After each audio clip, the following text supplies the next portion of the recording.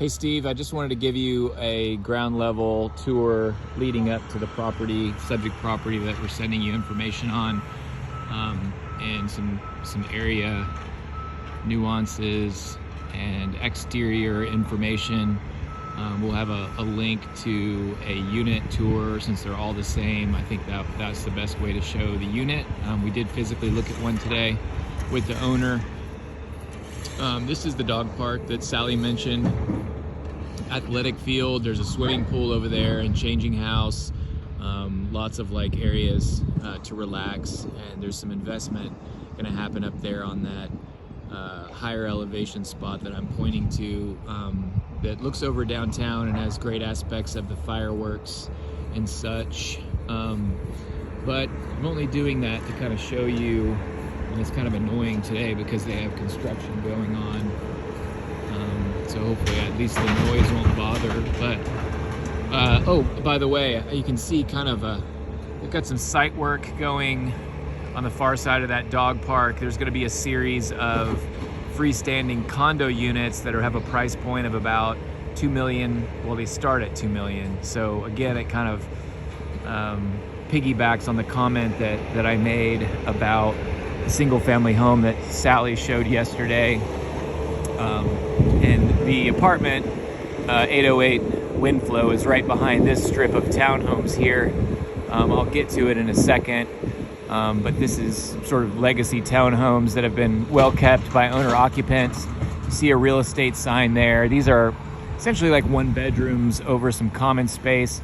I don't know the exact square footage. Bidding war at $550, underpriced, and I think it's going to be reflected. But then you can see kind of the newer stuff. That's the construction side I was mentioning. And this actually goes right behind the subject property, and I'll show you in a second, but that's kind of the caliber of construction. This is a duplex, believe it or not.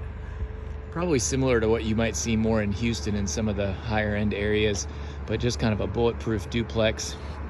I don't even know what the price points are going to be for that.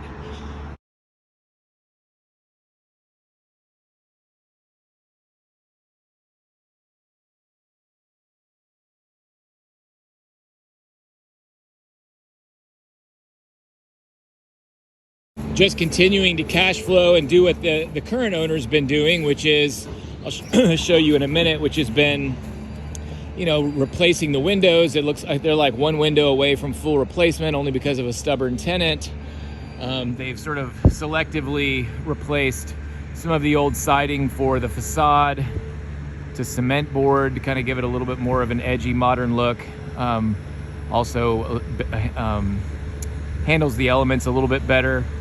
But, if you were, we'll get to it in a second, but this is such a potentially heavy land play, and in 10 years could be a remarkable land play that, this front pitch could, and the new zoning that we'll send you some information on, would allow for somebody, I doubt you, but somebody who would want to expand the footprint up much closer to the street and possibly do parking underneath.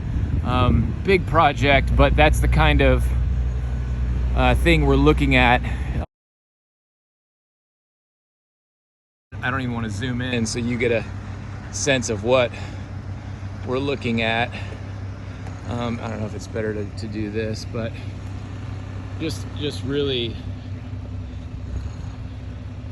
fantastic unobstructed views of downtown, and the change in elevation puts us about roof level across the street and probably prevents any obstruction with any future redevelopment. So there are 20 units. There's 2 down here at the bottom, 2 up there on the top, and then there's 2 on the face. They face downtown. If you were looking for a smaller project, you could modify those with bigger windows, balconies, that kind of thing. Maybe if you were gonna occupy one of these in the future, that upstairs, 1 unit there, 1 unit there, kind of penthouse type units, you could vault the ceilings, create a balcony, connect the 2 units and get 800 plus square feet out of it, and make a quality, tidy unit. And like I said, you probably can't beat it for a walkable empty nester neighborhood, and then you'd have 18 units left to cash flow. Condo exit is not the thing. I mean, this structure is fine relative. I should probably turn it back this way. Is fine to continue to get rents and to make improvements to optimize those rents. But structurally, the era, some of the limitations with ceilings and kind of the lack of efficiency with the build, it just condo selling would be not the optimal scenario. I wanted to take you around the exterior of the building. You can see they have this low E vinyl windows that have been going in, cement board mixed with some replaced siding. All of the stairwells are steel. Some have shifted and need a little bit of help, but they've been doing a reasonable job of keeping it up. Just across the way there, I could probably, a block and a half is the property Sally and I were referencing. That's a $5 million property that was fifth of an acre and 33 to 3,500 square feet, depending on how you look at it. There's some, the updates that are made in the unit is they have put in a washer dryer feature in all the units at this point. So this communal washer dryer area could be converted. It's seriously probably the same as it was in the late 80s, but could be added as a small bedroom or study, and there's a storage to match that footprint upstairs, so that could be expanded. The roof predates the last acquisition, so I felt some granularity on the roof. He didn't mention any leaks, active leaks, but that would be at least 12 years old.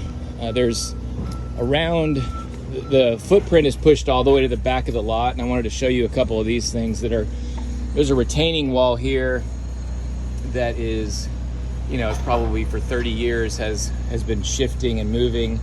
And when they refinanced this, I think 3 years ago, a lender mandate was to retrofit this with some shored up, retrofitted steel supports. So give you a sense of how these lots are all carved out. We could get more information on that spec, but also around the way in the back here, you see brand new flat work that kind of connects the back property line and the footprint, and that, along with this almost 18-inch thick retaining wall, was added. This is that duplex, and I'm sure that their motivation for that was to keep the water from saturating and adding static pressure to this wall. So they're routing the water around the building. You can see all of the 20 meters here. They're all GE boxes. And yeah, we're behind that row of townhouses that I was mentioning.